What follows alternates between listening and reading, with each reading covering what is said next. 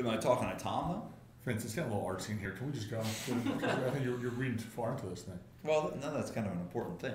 More important than this Is half-inch shake of the table. Of the microphone that's moving Hey, the whole Murph, time. Murph, I'm ready. The microphone that's moving the whole time. I'm ready. Hey, I was on time. This is your money banter. The two of you. Well, normally we record at 12. We moved everything for your schedule. The two of you had to run back and get into your microphone. You have a hair dryer that caught on fire. Like, you know. You ready? Yeah, we're rolling. That was your money banter. That was your. All right. I was ready at 2 o'clock. Oh. Let's put this somewhere else so he's not distracted. Here we go. No good? See? He's still moving shit. It's the lights. There you go. Perfect. Murph, are we live? We're live. All right. We're live. Fitness Business University podcast. This is Tom Langton. I'm here with the one and only Vince Gabriel. Vince, what's going on, man? Tom, hello. Hello. That was nice. We are being filmed, so we changed it up a little bit today. We're filming. We have filmed some in the past, but this is like our first professional production. This is professional. Yeah. This is so the real our man Murph is in the room. Out. Our man Murph is in the room. He's filming for us. So if you want to see us and what this looks like, we're on YouTube. This is gonna be on YouTube. I think so. All right, we're gonna be on YouTube. Oh yeah. All right, so we'll be on YouTube. All right, so let's get into it today. But we wanted to start out with a fun fact of the day. We were talking about something before we started recording. What do you got for us? Yeah, it's fun, but it's also going to be really beneficial to our listeners. And I talked about this at the mastermind recently, and these guys were like floored about what I had to say. So Dr. Daniel Amen, who's like this brain researcher, he has this thing called a SPECT scan. And a SPECT scan is basically, it measures the blood flow to your brain, and it looks at, you know, how your brain is functioning. And I was like following a lot of higher level entrepreneurs that were saying they got a SPECT scan and they looked at their brain. And I have a doctor that I work with that he was telling me, I was like, all right, you played college football, most likely you have traumatic brain injury. And I think that sounds worse than it is. My brain feels pretty good. But I got the brain scan and I went into New York City and got it. And they said everything looks really good for someone that played college football. But they did say that a lot of times when you play contact sports and you hit over and over again, there can be a misalignment in like the top two bones of your neck called your atlas and axis. And what he said was basically, and again, I'm not a medical doctor and I'm not like telling anyone to do anything, I'm only reporting what I did. But he said that lots of brain problems can happen if that atlas bone gets out of alignment, because it can restrict blood flow to the brain. It can restrict like spinal fluid running up and down the spine like it's supposed to. And I was like, that's very interesting. And I didn't have any, you know, pain or anything like that in my neck, but it's like, hey, I want my brain to function, you know, at the highest level possible. So I found there's a guy that does this. He specializes in like cervical adjustments. So he goes and the only thing he does is like neck adjustments. And it's not like the twisting neck adjustments. It's like these, you know, weird adjustments. It's weird. And dude, I will tell you, I got the adjustment done, and it's like someone like flipped on the switch for my brain. Like is that you? No, sir. Is that me? That is Vince. Yeah, that's me. Very unprofessional. We're gonna keep rolling with it. Yeah, shocker. Your wife. We said, Murph, didn't we say turn your cell phones off? Honey, you're interrupting the podcast. You okay? He's gonna answer the phone. Okay. All right, bye. Yep. So that was, you know, a live answer of the phone. Hey, that's my wife when I check on her. So anyway, he did this adjustment, and it's like it was someone flipped the switch on in my brain. It was really weird when he did it. The first time he adjusted, my neck started feeling like really, really hot. But what he was telling me was when that bone gets into alignment, there's more blood that can run up to your brain. And so it's kind of a cool thing. And I told the guys in the mastermind about it. No one had ever heard of it. And I don't even know what it's called. I know that he just specializes in cervical adjustments. So like I'm like telling all my friends that play college football and contact sports that they should probably get it looked at least. Dude, because the difference I felt in like how quickly my brain was working was really good. Normally, you're a big placebo guy, and I think we've talked about this on the podcast before. So normally, you've told me a lot of things that have changed your life. So normally I would put that in this category, but I did see, we were talking, Jim McMahon, quarterback for the Chicago Bears, had a similar story and had a similar adjustment and drastically changed his life. Like he was like to the point where he couldn't leave his house and was like, one of these guys that was really suffering from the side effects of, he played 20 years of professional football, but they actually showed a lot of similar stuff and they adjusted his neck and they said it was like flushing his brain out. So yeah, and the thing is this, it's like as an entrepreneur, and this is kind of like an important point, your biggest weapon as an entrepreneur is your brain. Like 100%, without a doubt, your number one asset, your number one weapon in business is your brain, is your ability to think clearly, is your ability to come up with ideas, your ability to organize your thoughts, to manage your time. Like all that starts with your brain. And if your brain, and I think that, and I've talked about burnout a lot. I spoke about it at the IDEA conference. And what is burnout? Burnout is just your brain's just cloudy and your brain can't think and you're just fatigued and tired all the time. And it's very hard to make good decisions when you feel like that. So, I think that a lot of guys that own gyms, they spend a lot of time on their bodies, right? Some of these guys look like they're carved out of stone. But it's like, what about your brain? I know a lot of guys that are really jacked, that are really disorganized or that are really stressed because their brain's not healthy. So I spent a lot of time thinking about that and working on that and giving myself every advantage possible because that's your number one asset. All right, so that's really twofold. One is if you did play content sports, check this out. We're going to find out exactly what it's called for next time. So we'll drop. But brain health is important. That's where yeah. All right, so let's get into it. So speaking of college football, we were in Ann Arbor. We actually recorded a couple podcasts in Ann Arbor. Mm-hmm. And quick story, we were driving by the big house in Ann Arbor. And I actually have it on video, but Vince, you go, man, it's really big. And I was like, yeah, that's why they call it the big house. But we were in Ann Arbor for a mastermind meeting of the SPF mastermind. The SPF mastermind. Okay, but we weren't there for University of Michigan. Why did you choose Ann Arbor as the location? So I chose Ann Arbor because there is a little deli. It's a nice little deli. And it really is a little deli. It's not a big. Yeah. It's not a big deli. So it sits in the corner of Ann Arbor, Michigan, and it was started in 1982 by a guy named Ari Weinzweig and Paul Saginaw. And it's this little deli, and they wrote a couple books, and I read one of the books. And the beginning of the book, I'm starting to read this book. I'm like, man, this guy is like awesome. I'm reading the book, and then at the end of the introduction, he's like, hey, if you need anything, shoot me an email. And he put his email in there. And the author of the book, who's also the owner of the deli. Also, his name's Ari. And I'm like, what author that's on a high level? Like, I'm a low level author, so I put my name on the book. But like, what author on a high level puts their email in the book? So I emailed him right away. I was like, hey man, this book is great. I really appreciate this. And we had an exchange back and forth. And one of the book I was reading was volume 3 the book's called Managing Ourselves, and it talks all about creating a vision.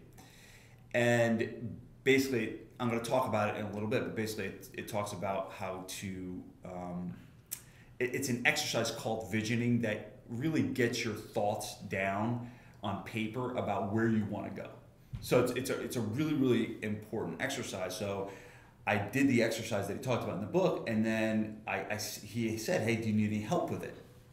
And I'm like, yeah, I love some help. And so he said, send it to me. So I sent it to him. Remember, we're not talking about a small deli here. This is a $70 million food business. We'll get into how that's possible as we go. It's crazy. But this is no little deli. So he reads my vision. Now, vision is not short. It was probably like 15, 20 pages. And he reads it, and he marks it up. And sends me back this whole page of notes about how I can make it better. I was like, this guy is amazing. And this is literally, this guy's getting back to me in minutes. It's like, I was almost like, does this guy have anything to do? He's getting back to me so fast. But it was, and so I sent him an email back, and then I think, I don't know what happened, but he ended up taking the exchange between me and him And he wrote about that in his 4th book, which is called The Power of Beliefs in Business. So volume 4, they have a 4-book series, Beliefs in Business. And he wrote about the whole thing, about me. He took my exact email that I wrote him, and Murph wants you to look at the camera. Oh, so we'll have a conversation. So he wrote about the whole exchange. He literally copied and pasted the email that I wrote him and put it in there. And so we've become friends and writing back and forth. And so I took the mastermind out there, and we hired Ari to do a talk for us. He talked for us for like 3 hours, and went over. I mean, the guys were floored. I mean, this is a business that we're going to tell you more about this business, but it's on the highest of the highest levels of small businesses that you could ever imagine. And Ari did this amazing talk, and the guys were just like, they had no idea to expect. So they're thinking, I'm telling them, hey, this is deli in Ann Arbor, Michigan. We're going to have this guy talk, and they're like thinking this is like. Yeah, so let's get into that. So before we're going to talk about some of the big takeaways that we had, but everyone listening, this is a fitness business podcast. Yes. Right. So, and I remember when you first told me about Zingerman, I actually had the chance to go out there, and they have one of their businesses is they teach other business people how to better organize their business.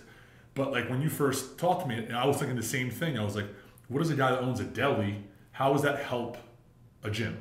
Or how does that help? Now I know now because I've been exposed to it, but break that down a little bit. So this is a deli, this is a food business. People listening to this are like, what the hell is that? What does that mean? They talk about why it's so important, that why this stuff carries over. So I've talked about Jay Abraham a lot on this podcast, and one of Jay Abraham's core business principles is going outside your industry to learn. And I have taken that's some of the best business advice I've ever gotten. I've taken that to a whole nother level where like everywhere I go, every buying experience, I told you about the hair salon where I got the idea for the direct mail. Everywhere I go, I am now studying and being a student of what is going on and why are they doing what they're doing. So I think that's the best form of advice is this is a food business, but this is a service business. That's all it is, right?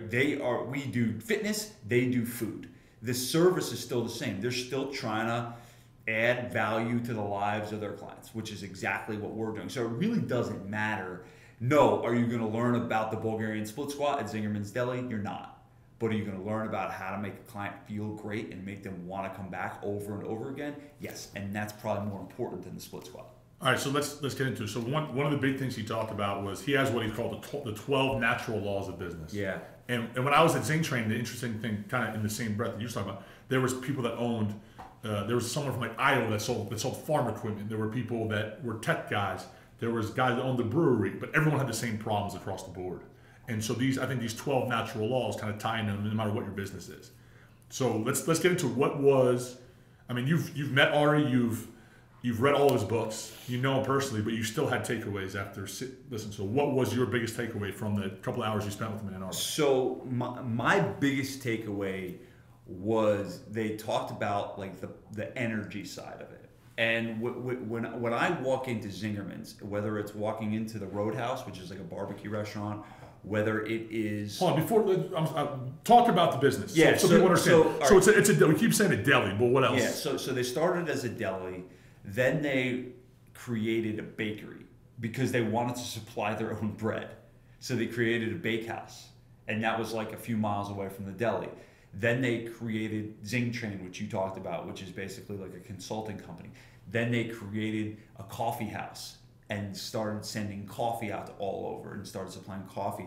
Then they started the restaurant, the Roadhouse. Then they built a creamery for cheese. Then they built another restaurant with Korean, is it? Yeah, it's the Korean tapas. Tapas, which was delicious. But they're starting all, that's how it's a $70 million business, but they're starting all these different businesses, but using the same core principles, using the same core values, the same dedication to customer experience and service. It's just a little different way to run a business, and how they do it is they take all the people that work for them and they essentially say, all right, we're starting this business. who wants to be what they call as a managing partner.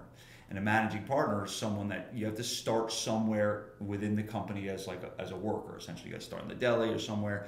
And then if you move up the company, you have the ability to go and be a managing partner where you actually are part owner of that business. And that is their growth plan. So no one at Zingerman's is, without a step up, right? Because a lot of times you might think like, oh, I'm just a trainer. Oh, I'm just a waitress. What's the future for me? What's the future for me? Well, when you have like a vision and you have the ability to create all these different businesses, there's always a future if you put the work in. So that's kind of like in a nutshell of what their business is. And I'm going to talk more about the expansion of that later. All right, so that's the business. Now you talked about the energy. Yeah. So that was your biggest takeaway. So that was my biggest takeaway. And if you walk into Zingerman's, there's a certain feeling, that you have. There's a certain type of emotion that you get, whether you're getting a cup of coffee, whether you're, going in for barbecue, whatever. There is this very, very, very consistent energy that you get from every person that's worked there. All right, so let me stop you, because everyone listening to this in the fitness industry, they hear the word energy, and people are scared of that. I think especially in fitness, because it's like you hear, I don't want to be a cheerleader. I'm not a rah guy. And even a lot of guys that are in our mastermind are meathead kind of guys. And that's not my style. That's not like. So you're not talking about energy of like coming in, clapping and screaming. So it's. What do you mean by energy? So think of energy is. So there's a certain energy that I get when I'm around you. There's a certain energy that I get when I'm around someone that's depressed. Right? There's a synergy back and forth, and I'm going to go over the three things that kind of make that up. But it's the feeling, right? What's the feeling you get when people go to your gym? What's the feeling they get when they walk in?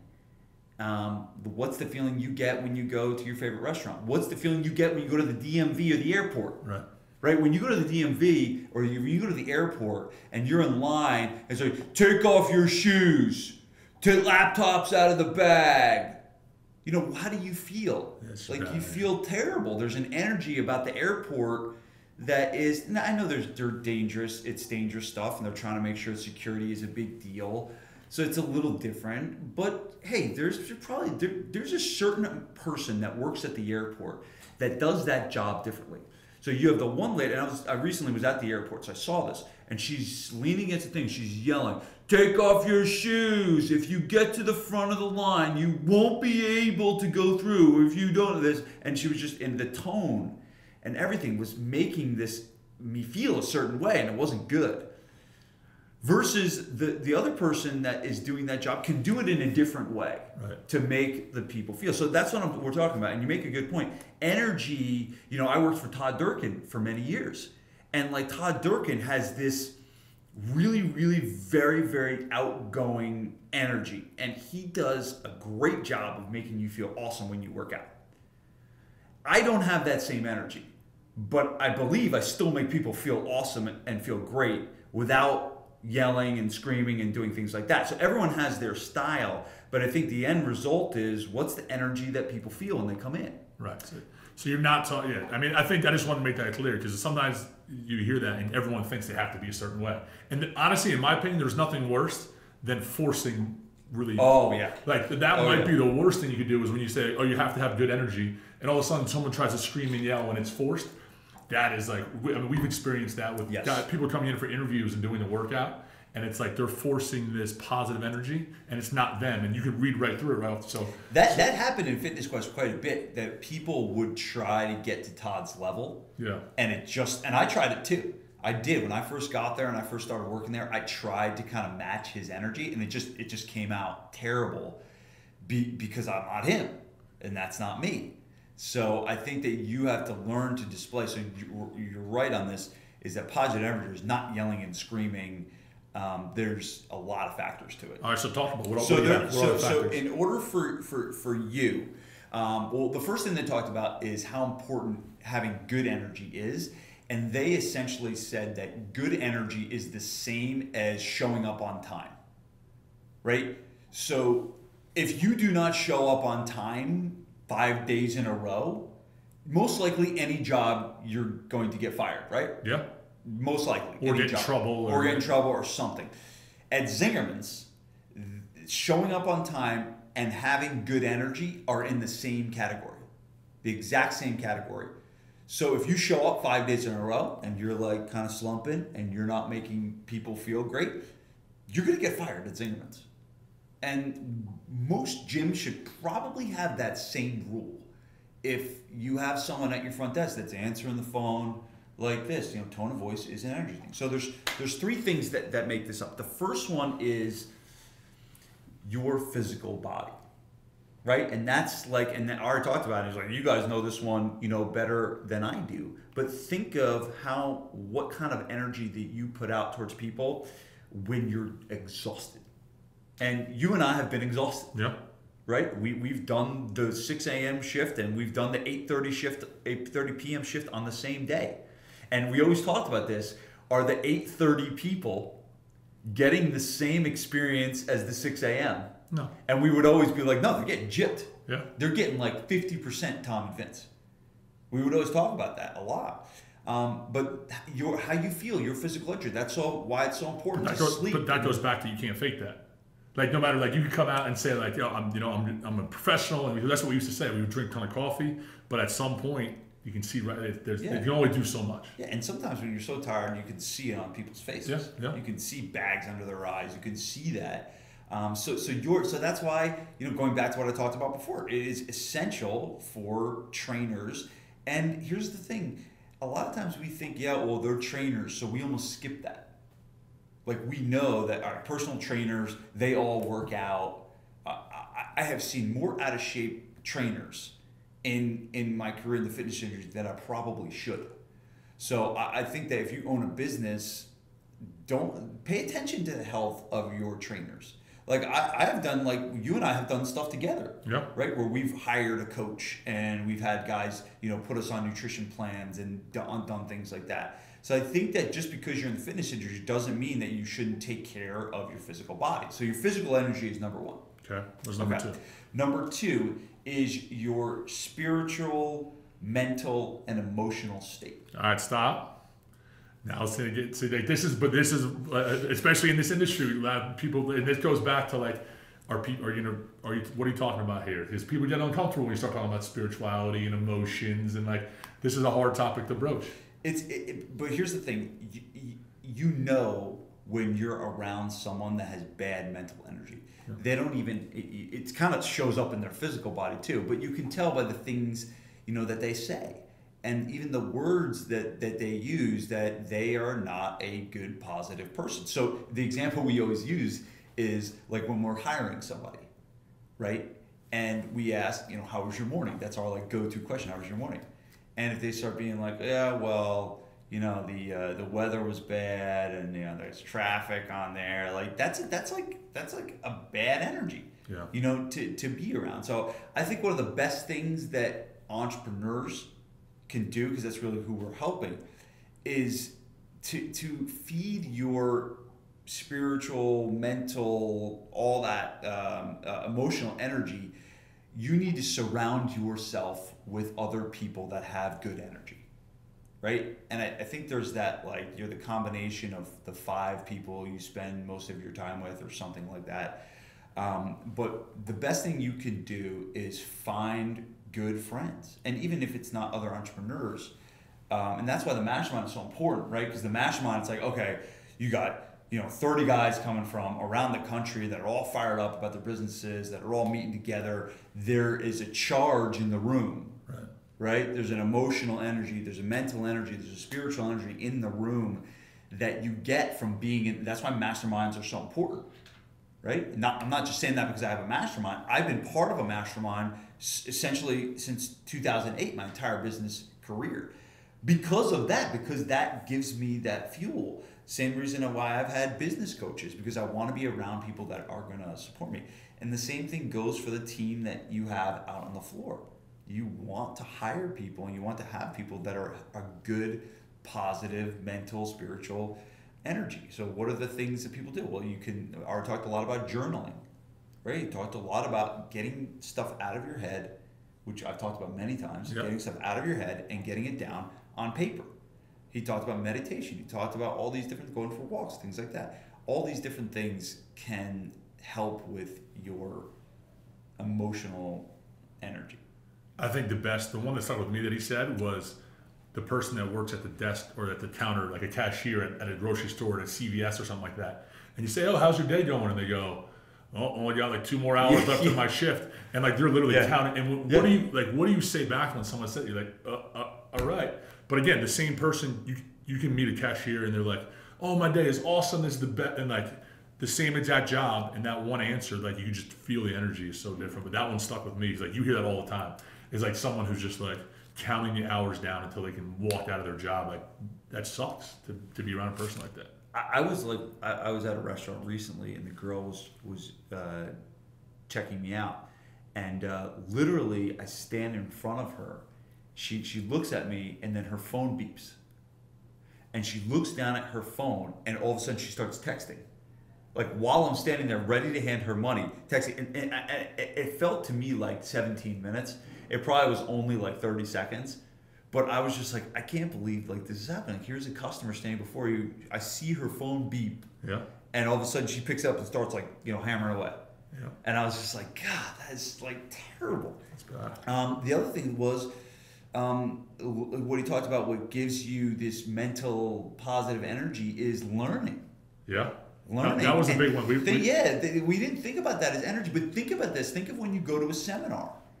When you go to a seminar, you come back and you were like charged. There's a surge. When we used to come back from the Perform Better seminars, and we would like be around Boyle and Martin Rooney and these guys, like we would be fired up, and not just like for the stuff that we knew, just be like because we spent some time with some really cool people.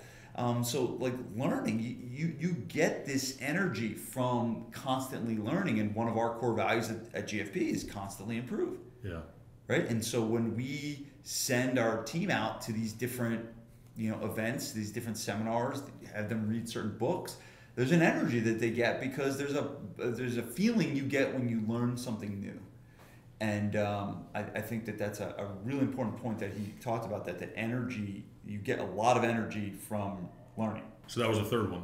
No, third one, so the emotional energy, this is about you, but the last one is vibrational energy.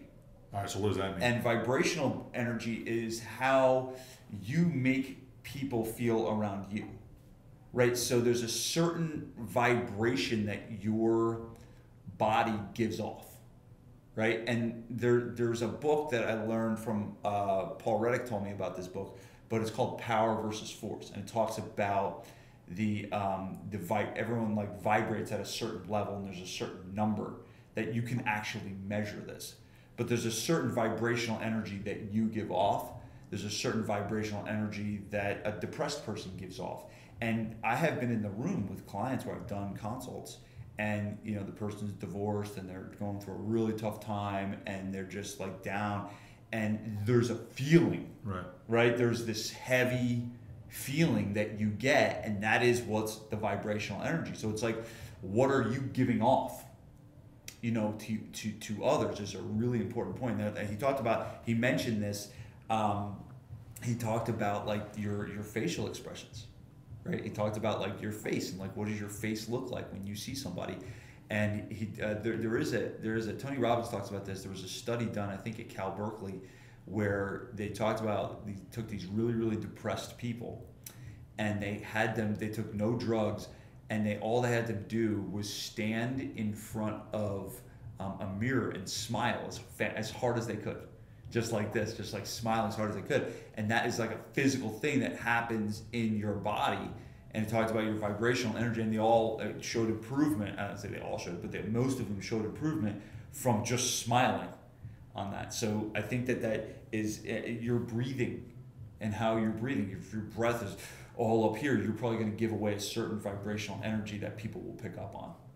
Gotcha. So what would you say for someone that wants to kind of dive into this or trying to change that around? Like because we were talking about how do you teach other people Right. this stuff. So Yeah. so And that's the best part about it. And that's what we kind of knew all this stuff, but we were like, man, we have never taught this. Yeah. We have never taught this to our team. We have never sat down. We've taught the split squat. We've taught how to handle a customer complaint. We've taught great service, but we've actually never taught them to improve the way they're showing up in terms of energy. And a lot of them do it well naturally, but hey, this is something that's so important. We should be working on. So that was the big takeaway for us, is that we got to make sure that our team is working on their physical energy, their mental energy, and their vibrational energy, and knowing how important that is. I think for me, I mean, I'm just real quick. I'm gonna go into the one big takeaway for me was exactly what we just talked about.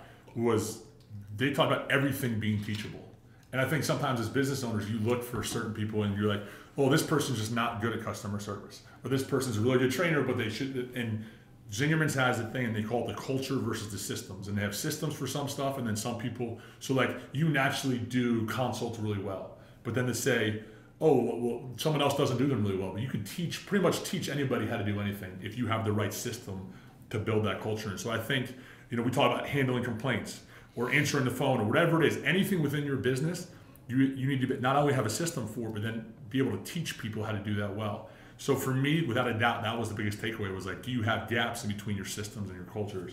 And they talked about having people that never did well in other businesses or failed out of college or whatever, and now they're super successful within their business because they have this unbelievable teaching methodology to teach everybody across the board the same stuff. Well, the best example of that is I look at like a guy like Drew Brees. Yeah. Right. So Drew Brees was an average quarterback of the San Diego Chargers, and then all of a sudden he was put into the New Orleans Saints system with Sean Payton at the helm, and he is a Hall of Famer. Yeah. First ballot Hall of Famer on a landslide, maybe one of the greatest ever. You look at a guy like Wes Welker, also from the Chargers, who went to the Patriots. You look at all these players. The Patriots are great examples. They have this unbelievable system. These guys go win the Pro Bowlers, then they sign somewhere else, and you never hear from them again. Yep. And it's like the system makes. So I think having the right system, and that for me, that was the biggest takeaway, was you can teach someone how to do energy. You can teach someone, like, do you have people in your business like, oh, this person's just not good at customer service? Like, that's unacceptable. Everybody in your business could be good at customer service if you're teaching them the right way. Yeah. So for me, it was like, you better learn how to teach all that stuff that you say, like, oh, this person does it well, or no. It's like, you can do all this stuff well. Now, obviously, there's some people that are going to be better at certain jobs, but across the board, stuff is teachable. So that's not an excuse to have bad customer service or whatever. So for me, that was my biggest takeaway. Awesome. All right, so for you, let's wrap it up on this. You talked about the expansion. Now here, the funny thing is, Zingerman it's an unbelievable business, and it's only in Ann Arbor. If they're so successful, why doesn't everybody because most of the people listening to this probably have never heard of these guys. So it's like, why the hell doesn't everybody know? Why isn't there a Zingerman's right down the road in Berkeley Heights? This is the best deli. They should have one everywhere. And it's a really good question, and it's one that I asked Ari personally, and I said, Ari, I was like, you could have franchised this deli, and you could have had these delis open all over the world. Why did you decide to just stay in Ann Arbor and open up these other food-related businesses? And he looked at me and he says, to be honest, it just wasn't that interesting to me. Yeah, I don't know why I can see him saying this, because I know. Totally. He's a very chill, laid-back dude. But it's are we trying to grow for the sake of growth? Are you trying to expand and open up 50 gyms or franchise your gyms for the sake of growing because that's what you're supposed to do? Brett Gallagher, who was on this podcast, told me about a book. I believe it's called Small Giants. The author's Bo Burlingham. But they talk about, and they highlight Zingerman's in the book, and they talk about businesses that have had massive opportunities to grow. Cliff Bar was another one. Danny Meyer, he'd started Shake Shack now, so it kind of went out the window. But they talked about these businesses that were massively successful and had tons of opportunities to grow, but decided to stay small. Because, and Ari said, he's like, what am I going to do? Go to Ohio and see a half-assed Zingerman's? Yeah. He's like, I don't want to see that. And I think that the moral of this and why I'm kind of bringing this up is that, you know, you really got to sit down and think about what you truly want.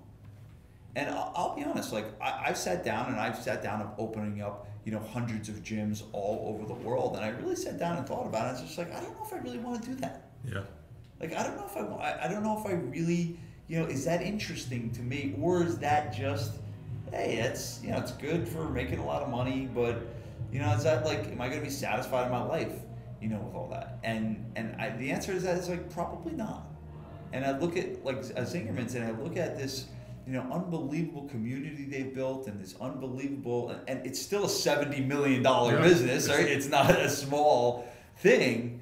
But I think the moral of this is like, you got to really, and that's why the visioning is so important. That's the number one law that he talked about, was getting your thoughts down on paper, and really spending some time thinking about what you truly want, and what you want to grow. And I do think that, you know, I always believe that you have to be able to be, you know, to take care of your family, right? You have to take care of your family. If you have children, you want to be able to put your kids through college and stuff like that. So you need to be successful to a point, right?